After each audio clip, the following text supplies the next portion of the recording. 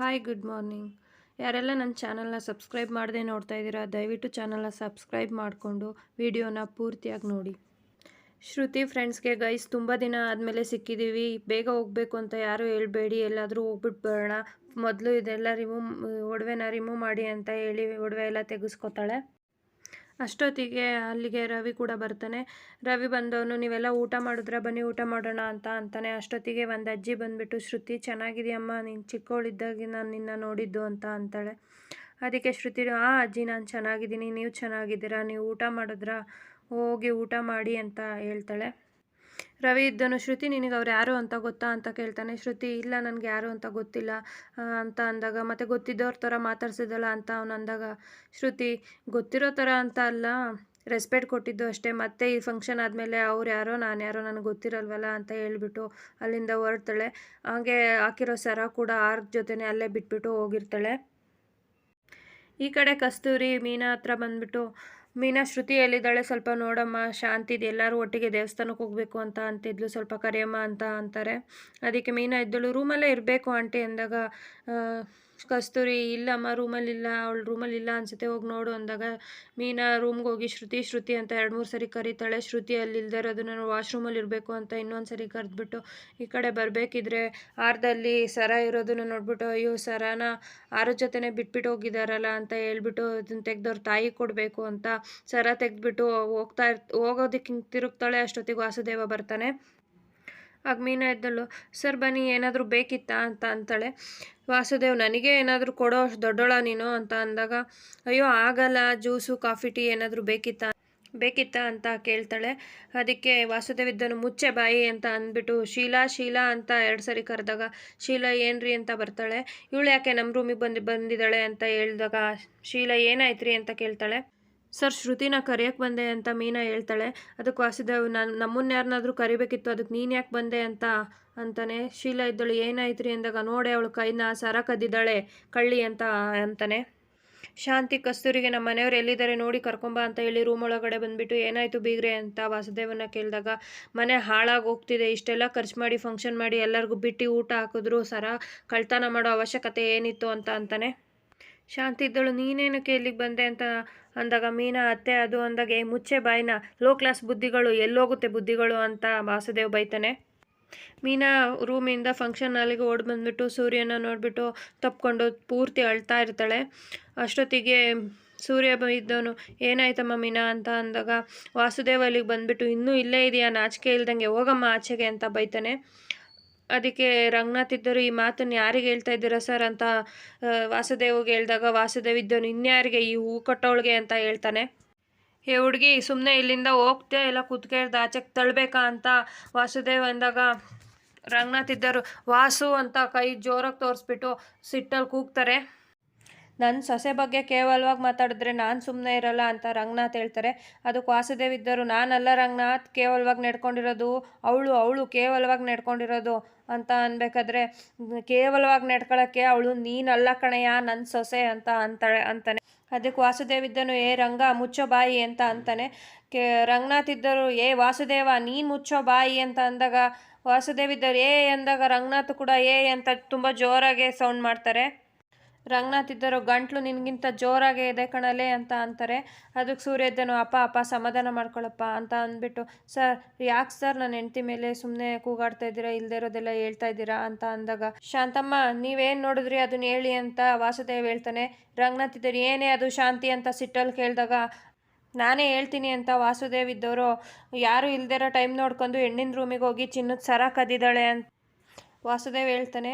ಅದಕ್ಕೆ ಕಸ್ತೂರಿ ಇದ್ದಳು ಮೀನಾ ನಿಜನಾ ಇದು ಅಂತ ಕೇಳಿದಾಗ, ರಂಗನಾಥು ಸುಳ್ಳು, ಇದು ಮೀನಾನೇ ನಿಜ ಅಂತ ಹೇಳಿದ್ರು ನಂಬೋ ಅಂತ ಮಗ ಅಲ್ಲ ನಾನು ಅಂತ ಹೇಳ್ತಾನೆ. ಏನೋ ಅಂದ್ಕೊಂಡಿದ್ದೀರೋ ನನ್ನ ಸೊಸೆನ, ಪ್ರಾಣ ಹೋಗೋ ಅಂಥ ಸಂದರ್ಭ ಬಂದರೂ ಬೇರೆಯವ್ರ ಕಾಸನ್ನು ಮುಟ್ಟೋಳು ಅಂತಾಳಲ್ಲ ಇವಳು ಅಂತ ರಂಗನಾಥ್ ಹೇಳ್ತಾನೆ. ಅದಕ್ಕೆ ವಾಸುದೇವ್ ಇದ್ದು ಹಂಗಾರೆ ನಾನು ಹೇಳ್ತಿರೋದು ಸುಳ್ಳ ಅಂತ ಅಂತಾನೆ. ರಂಗನಾಥ್ ಇದ್ದವರು ಸುಳ್ಳು ಬರೀ ಸುಳ್ಳು ಅಂತ ಹೇಳಿದಾಗ, ವಾಸುದೇವ್ ಇದ್ದವರು ರೀ ಶಾಂತಿ ನೀವೇನು ನೋಡಿದ್ರಿ ಹೇಳ್ರಿ ಸುಮ್ಮನೆ ನಿಂತಿದ್ದಾರಲ್ಲ ಅಂತ ಹೇಳ್ತಾನೆ. ಅದಕ್ಕೆ ಶಾಂತಿ ಇದ್ದಳು ಹೌದು ನಾನು ನೋಡಿದಾಗ ಸರ ಮೀನಿನ ಕೈಯಲ್ಲೇ ಇತ್ತು ಅಂತ ಹೇಳ್ತಾಳೆ. ಅದಕ್ಕೆ ಕಸ್ತೂರಿ ಶಾಂತಿ ಏನೇ ಹೇಳ್ತಾ ಇದೀಯಾ, ಕೈಯಲ್ಲಿ ಸರ ಇದ್ದ ಮಾತ್ರಕ್ಕೆ ಅವಳು ಕದ್ದಿದ್ದಾಳೆ ಅಂತನಾ ಅಂತ ಜೋರು ಮಾಡ್ತಾಳೆ.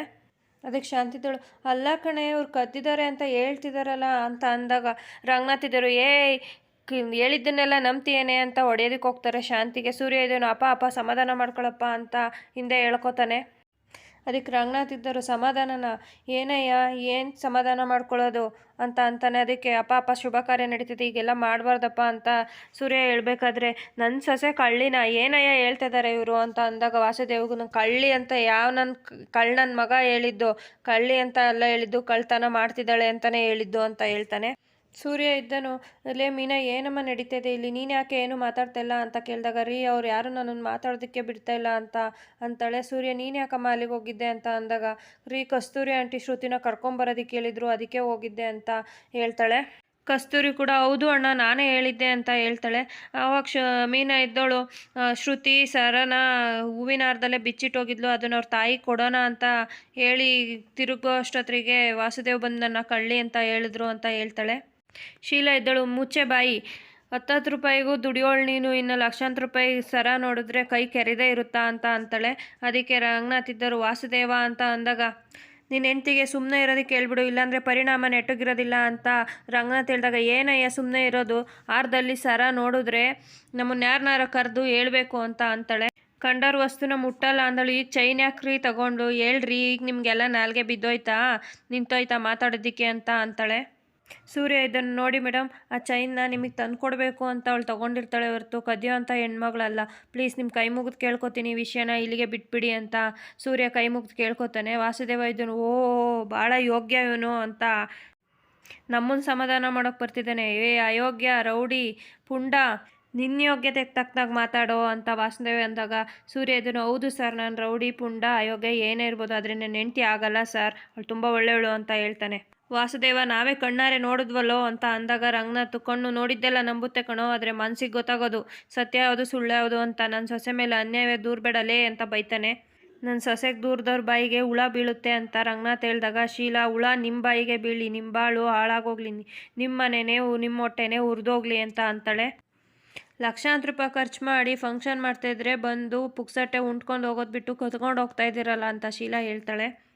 ಮನೆ ಫಂಕ್ಷನಿಗೆ ಬಂದು ಕತ್ಕೊಂಡು ಹೋಗ್ತಾ ಇದ್ದೀರಲ್ಲ ಅಂತ ಅಂದಾಗ, ಮೇಡಮ್ ಪದೇ ಪದೇ ಮಾಡಿಲ್ಲದೆ ಇರೋ ತಪ್ಪುನ ಮಾಡಿದ್ಯಾ ಅಂತ ಹೇಳ್ಬೇಡಿ ಮೇಡಮ್ ಅಂತ ಸೂರ್ಯ ಹೇಳ್ತಾನೆ. ವಾಸುದೇವ್ ಇದ್ದನು, ಏನು ಅಪ್ಪ ಮಗ ಇಬ್ಬರು ಸೇರ್ಕೊಂಡು ವಾರ್ನಿಂಗ್ ಕೊಡ್ತಾ ಇದ್ದೀರಾ ಅಂತ ಅಂತಾನೆ. ಅಷ್ಟೊತ್ತಿಗೆ ಕೇಶವ ಇದ್ದನು, ಅಯ್ಯೋ ವಾಸುದೇವ, ಮೀನಾ ದೇವತೆ ಅಂತ ಹುಡುಗಿ, ಅವಳು ಕಳ್ತನ ಮಾಡೋ ಅಂಥವಳಲ್ಲ ಅಂತ ವಾಸುದೇವಂಗೆ ಹೇಳ್ತಾನೆ. ವಾಸುದೇವ ಇದ್ದನು, ಇವನೊಬ್ಬ ಬಾಕಿ ಇದ್ದ ಮಾತಾಡೋದಕ್ಕೆ, ಪೋಲಿ ಬೆಟಾಲಿಯಂ ಗುಂಪಿಗೆ ಲೀಡರ್ಸ್ ಕಣೋ ನೀನು, ಸೂರ್ಯ, ರಂಗನಾಥ, ನೀವು 3 ಜನ ಅಂತ ಅಂತಾನೆ. ಕಾದಿದ್ದು ಹೊಂಚಾಕಿ ಕಳ್ತನ ಮಾಡಿ ಈಗ ನನ್ನ ಮೇಲೆ ದಬ್ಬಾಳಿಕೆ ಮಾಡ್ತಾ ಇದ್ದೀರಾ. ವಾಸುದೇವ, ನಿಜ ಹೇಳೋ, ರಿಟೈರ್ಮೆಂಟ್ ಆಗಿದೆ, ಕೈಯಲ್ಲಿ ಕಾಸಿಲ್ಲ, ಮನೇಲಿ ಒಬ್ರಿಗೂ ನೆಟ್ಟಕ್ಕೆ ಕೆಲಸ ಇಲ್ಲ ಅಂತ ಹೇಳಿ ನೀನೇ ಹೇಳ್ಕೊಟ್ಟು ಕಳ್ತನ ಮಾಡಿಸಿದ್ಯಾ ಅಂತ ಅಂದಾಗ ರಂಗನಾಥ್ ಇದ್ದರು, ವಾಸುದೇವ ಅಂತ ಕೂಗೋ ಅಷ್ಟೊತ್ತಿಗೆ ಸೂರ್ಯ ಇದ್ದನು 4 ಏಟು ಹೊಡೆದೇ ಬಿಡ್ತಾನೆ ವಾಸುದೇವ್ಗೆ. ಅಷ್ಟೊತ್ತಿಗೆ ಶ್ರುತಿ ಮತ್ತು ರವಿ ಕೂಡ ಅಲ್ಲಿಗೆ ಬಂದುಬಿಟ್ಟು ಸೂರ್ಯ ಅವ್ರ ಅಪ್ಪನ ಹೊಡೆಯೋದನ್ನು ಶ್ರುತಿ ಮತ್ತು ರವಿ ಇಬ್ಬರು ನೋಡ್ತಾರೆ. ರಂಗನಾಥ್ ಎಷ್ಟೇ ಸಮಾಧಾನ ಮಾಡಿ ಹೇಳ್ಕೊಳ್ಳೋದಕ್ಕೆ ಹೋದ್ರು ಸೂರ್ಯ ಬರೋದಿಲ್ಲ. ಸೂರ್ಯನ ಕೆನ್ನೆಗೊಂದು ಏಟು ಹೊಡೆದ್ಬಿಟ್ಟು ಹೇಳ್ಕೊತಾರೆ. ಅಪ್ಪ ಬಿಡಪ್ಪ ಅಂದಾಗ, ಮುದ್ಕ ಸತ್ತೋಗ್ತಾನೆ ಕಣೋ, ಸುಮ್ಮನೆ ಇರೋ ಅಂತ ರಂಗನಾಥ್ ಸಮಾಧಾನ ಮಾಡ್ತಾರೆ. ಇವತ್ತು ನಮ್ಮಪ್ಪ ಇರೋದಕ್ಕೆ ಬದುಕೊಂಡಿದ್ಯಾ ನೀನು ಅಂತ ಸೂರ್ಯ ಹೇಳ್ತಾನೆ. ಅದಕ್ಕೆ ಶ್ರುತಿ ಇದ್ದಳು, ಏನೋ ಮಾಡ್ತಿದ್ದೆ ನೀನು, ನಮ್ಮ ಅಪ್ಪನ ಮೇಲೆ ಕೈ ಮಾಡೋದಕ್ಕೆ ಎಷ್ಟೋ ಧೈರ್ಯ ನಿನಗೆ ಅಂತ ಅಂದಾಗ, ಈ ಸೋಂಪ ಪುಡಿ ಅಂತ ಮೊದಲು ಈ ದೊಡ್ಡ ಮನುಷ್ಯ ಏನಂದ ಅಂತ ಮೊದಲು ಅಲ್ಲಿ ಕೇಳು ಅಂತ ಅಂದಾಗ, ಅವ್ರು ಏನೇ ಅಂದರೂ ಹೊಡೆದು ಬಿಡ್ತೀರೇನ್ರಿ, ವಯಸ್ಸಿಗಾದರೂ ಮರ್ಯಾದೆ ಬೇಡವಾ ಅಂತ ಶೀಲಾ ಹೇಳ್ತಾಳೆ. ಶೀಲಾ ಇದ್ದಳು, ಅಮ್ಮ ಶ್ರುತಿ ಒಳ್ಳೆ ಮನೆಗೆ ಸೇರಿದೀಯ ನೀನು, ಒಳ್ಳೆ ಮರ್ಯಾದೆ ಸಿಕ್ತು, ನಾವು ನೋಡಿದ್ದು ಹುಡುಗನ ಮದುವೆ ಆಗಿದ್ರೆ ಈ ರಾಜ ಮರ್ಯಾದೆ ಸಿಕ್ತಿರ್ಲಿಲ್ಲ ಬಿಡು ಅಂತ ಅಂತಾಳೆ. ರವಿ ಇದ್ದನು, ಸೂರ್ಯ, ಇಂಥ ದೊಡ್ಡ ಮನುಷ್ಯರ ಮೇಲೆ ಕೈ ಮಾಡೋದಕ್ಕೆ ಹೇಗೋ ಮನಸ್ಸು ಬರುತ್ತೆ ನಿಂಗೆ ಅಂತ ಅಂದಾಗ, ದೊಡ್ಡ ಮನುಷ್ಯ ಅಂತ ನೀನು ಹೇಳ್ಬೇಕಷ್ಟೇ ಅಂತ ಸೂರ್ಯ ಅಂತಾನೆ. ಇಡೀ ಊರೇ ದೊಡ್ಡ ಮನುಷ್ಯರು ಅಂತ ಕರೆಯುತ್ತೆ ಕಣೋ, ಅದೇ ಊರು ನಿನ್ನನ್ನು ಏನಂತ ಕರೆಯುತ್ತೆ ಗೊತ್ತಾ ಅಂತ ಶ್ರುತಿ ಕಿರ್ಚ್ಕೊಂಡು ಹೇಳ್ತಿರ್ತಾಳೆ. ಅಷ್ಟೊತ್ತಿಗೆ ರಂಗನಾಥ್, ಶ್ರುತಿ ಸತ್ಯ ಗೊತ್ತಿಲ್ಲದೆ ಏನು ಮಾತಾಡಬಾರ್ದು ಕಂದ ಅಂತ ಅಂತಾನೆ. ಶ್ರುತಿ ಇದ್ದಳು, ಇದು ಸತ್ಯ ಸುಳ್ಳಿನ ಮಾತಲ್ಲ ಮಾವ, ಎಷ್ಟೋ ಸತಿ ಅತ್ತೆಯಿಂದನೂ ನಂಗೆ ಬೇಜಾರಾಗಿದೆ, ಹಂಗಂತ ನಾನು ಕೈ ಮಾಡಿದ್ದೀನ ಅತ್ತೆ ಮೇಲೆ ಅಂತ ಅಂತಾಳೆ. ಅದಕ್ಕೆ ಶೀಲಾ ಇದ್ದಳು, ಇದಕ್ಕೆ ಹೇಳಿದ್ದು ಈ ರೌಡಿ ಫಂಕ್ಷನಿಗೆ ಬರೋದು ಬೇಡ ಅಂತ ಅಂದಾಗ ಶ್ರುತಿ ಇದ್ದಳು, ನಾನು ಕೇಳಿದ್ನ ಬಿಟ್ಟು ಅಲ್ಲಿ ನಿಂತಿದ್ದಾರಲ್ಲ ನಮ್ಮ ಯಜಮಾನ್ರು, ಅವ್ರು ಕೇಳಿಲ್ಲ, ಈ ಗಂಡ ಹೆಂಡತಿ ಇಬ್ಬರು ಸೇರಿಕೊಂಡು ಮಾಡಬಾರ್ದು ಅನಾಚಾರ ಎಲ್ಲ ಮಾಡ್ತಿದ್ದಾರೆ ಅಂತ ಅಂತಾಳೆ. ಅದಕ್ಕೆ ಸೂರ್ಯದನು, ಅಪ್ಪ ಇಲ್ಲೆಲ್ಲ ನಡೆದಿರೋದೆಲ್ಲ ನೋಡಿನೂ ಸಕ್ಕರೆ ಈ ರೀತಿ ಮಾತಾಡ್ತಾ ಇದ್ದಾರೆ, ಸುಮ್ಮನಿರ ಕೇಳಪ್ಪ ಅಂತ ಹೇಳ್ತಾನೆ. ಅದಕ್ಕೆ ಶಾಂತಿದಳು ಅಲ್ಲ ನಾನು ಅಂತ ಅಂದಾಗ ರಂಗನಾಥ್ ಈ ಮುಚ್ಚೆ ಬಾಯಿ ಸಾಕ ಮರ್ಯಾದೆ ಸಾಕಾ ಕರೆದು ಮರ್ಯಾದೆ ಕೊಟ್ಟರು ಚೆನ್ನಾಗಿ ಬಾ ಮನೆಗೆ ಹೋಗೋಣ ನಡ್ರಿ ಎಲ್ಲರೂ ಸಾಕು ಅಂತ ಅಂದ್ಬಿಟ್ಟು ರವಿ ನಿನ್ನ ಹೆಂಡ್ತಿನ ಕರ್ಕೊಂಬಾರಪ್ಪ ಅಂತ ಹೇಳ್ಬಿಟ್ಟು ಹೋಗೋದಕ್ಕೆ ರೆಡಿ ಆಗ್ತಾರೆ. ಅಷ್ಟೊತ್ತಿಗೆ ಈ ಕಡೆ ವಾಸುದೇವ್ ನಾಟಕ ಶುರು ಮಾಡ್ಕೊಂಡು ಶ್ರುತಿಗೆ ತುಂಬ ಪ್ರೀತಿ ಇರೋ ಥರ ನಾಟಕ ಮಾಡಿಬಿಟ್ಟು ಹೇಳ್ತಾ ಇರ್ತಾನೆ, ನೋಡಮ್ಮ ನಿನ್ನ ಮದುವೆ ಅದೇ ಅನ್ನೋದೊಂದು ಬಿಟ್ಟರೆ ನಿನ್ನ ಮೇಲೆ ನನಗೆ ತುಂಬ ಪ್ರೀತಿ ಇದೆ ಅಂತ ಹೇಳ್ತಾ ಇರ್ತಾನೆ. ಶಾಂತಿದ್ದಳು ಬಾರಮ್ಮ ಹೋಗೋಣ ಅಂದಾಗ ಶ್ರುತಿ ನಾನು ಬರಲ್ಲ, ನನ್ನ ತಂದೆ ಮೇಲೆ ಕೈ ಮಾಡಿರೋ ನೀಚರಿರೋ ಜಾಗಕ್ಕೆ ನಾನು ಚಪ್ಪಲಿನೂ ಕಳಿಸಲ್ಲ ಅಂತ ಹೇಳ್ತಾಳೆ. ಅಷ್ಟೊತ್ತಿಗೆ ಸೂರ್ಯ ಇದ್ದನು, ಹೇ ಇತ್ತು ನೀನು ಬರದೇ ಇದ್ದರೆ ಬೇಡ ಹೋಗೆಲೆ ಅಂತ ಅಂದ್ಬಿಟ್ಟು ಅಲ್ಲಿಂದ ಮೀನನ್ನು ಕರ್ಕೊಂಡು ಹೋಗ್ತಾನೆ. ಎಲ್ಲರೂ ರವಿಗೆ ಶ್ರುತಿನ ಸಮಾಧಾನ ಮಾಡಿ ಕರ್ಕೊಂಬ ಅಂತ ಹೇಳ್ಬಿಟ್ಟು ಎಲ್ಲರೂ ಮನೆಗೆ ಹೋಗ್ತಾರೆ. ರೋಹಿಣಿ ಮತ್ತು ಪೂಜಾ ನಿನಗಿದೇ ಬೇಕಾಗಿತ್ತು ಅಲ್ವಾ ರೋಹಿಣಿ ಅಂತ ಅಂದಾಗ ಸಾಕು ಕಣೆ ಇಷ್ಟ ಆಗಿದ್ದು ಇನ್ನು ಮನೆಯಲ್ಲಿ ನನ್ನ ನಾಟ ಶುರು ಅಂತ ಹೇಳ್ಬಿಟ್ಟು ಎಲ್ಲರೂ ಮನೆಗೆ ಹೋಗ್ತಾರೆ. ಈ ಕಡೆ ಶಾಂತಿ ಸಿಟ್ಟಲ್ಲಿ ಆ ಕಡೆಯಿಂದ ಈ ಕಡೆ ಓಡಾಡ್ತಿರ್ತಾಳೆ. ಅಷ್ಟೊತ್ತಿಗೆ ಮನೋಜ್ ಬಂದುಬಿಟ್ಟು ಅಮ್ಮ ತುಂಬ ಹಸುವಾಗಿದೆ ಊಟ ಕೊಡಮ್ಮ ಇಲ್ಲ ಆರ್ಡ್ರ್ ಮಾಡೋಕ್ಕೆ ದುಡ್ಡು ಕೊಡಮ್ಮ ಅಂತ ಅಂದಾಗ ಎದ್ದೊಳೆ ಮೇಲೆ ನಿನಗೆ ಮನೆ ಹತ್ಕೊಂಡು ಉರಿತೈತೆ ನೀನು ಊಟ ಮಾಡಿಬಿಟ್ಟು ಚೆನ್ನಾಗಿ ನಿದ್ದೆ ಮಾಡಬೇಕಾ ಅಂತ ಅಂದ್ಬಿಟ್ಟು ಸಿಟ್ಟು ಮಾಡ್ಕೊತಾಳೆ. ಸೂರ್ಯನ್ ಕೂಡ ಬೈತಾ ಇರ್ತಾಳೆ, ಬರಬೇಡ ಅಂದ್ರೂ ನಿಮ್ಮಪ್ಪ ಕೂಡ ಬರಲ್ಲ ಫಂಕ್ಷನ್ಗೆ ಅಂತ ಹೇಳಿ ಕರ್ಕೊಂಡ್ಬಿಟ್ಟು ನನ್ನ ಮರ್ಯಾದೆ ತೆಗೆದ್ರು ಏನು ಅಂತ ಉಟ್ಬಿಟ್ನೋ ಆ ರೌಡಿ ನನ್ನ ಹೊಟ್ಟೆನಲ್ಲಿ ಹಾಗೆ ಹೀಗೆ ಅಂತ ಬೈತಾ ಇರ್ತಾಳೆ. ಅಷ್ಟೊತ್ತಿಗೆ ರಂಗನಾಥ್ ಕೂಡ ಅಲ್ಲಿಗೆ ಬರ್ತಾರೆ. ಬೀಗತಿ ಕೂಡ ಹೇಳಿದ್ರು ಅವ್ರನ್ನ ಕರ್ಕೊಂಬರ್ಬೇಡಿ ಅಂತ, ಆದರೂ ಬಂದುಬಿಟ್ಟ ಚೆನ್ನಾಗಿ ಇಳಿಸ್ಕೊಂಡಿದ್ದ ಅನಿಸುತ್ತೆ ಚೆನ್ನಾಗಿಟ್ಟ ಬತ್ತಿನ ಅಂತ ಸೂರ್ಯಂಗೆ ಬೈಬೇಕಿದ್ರೆ ನಿನಗೆ ಶಾರ್ಟ್ ಟೈಮ್ ಮೆಮೊರಿ ಅಂತಾರಲ್ಲ ಹಾಗೆ ಶಾರ್ಟ್ ಟೈಮು ಐಟೈಸು ಲಾಸ್ ಆಗಿದೆಯೇನೆ ನಿನಗೆ ಅಂತ ರಂಗನಾಥ್ ಸಿಟ್ಟಲ್ಲಿ ನೋಡ್ತಾ ಇರ್ತಾರೆ.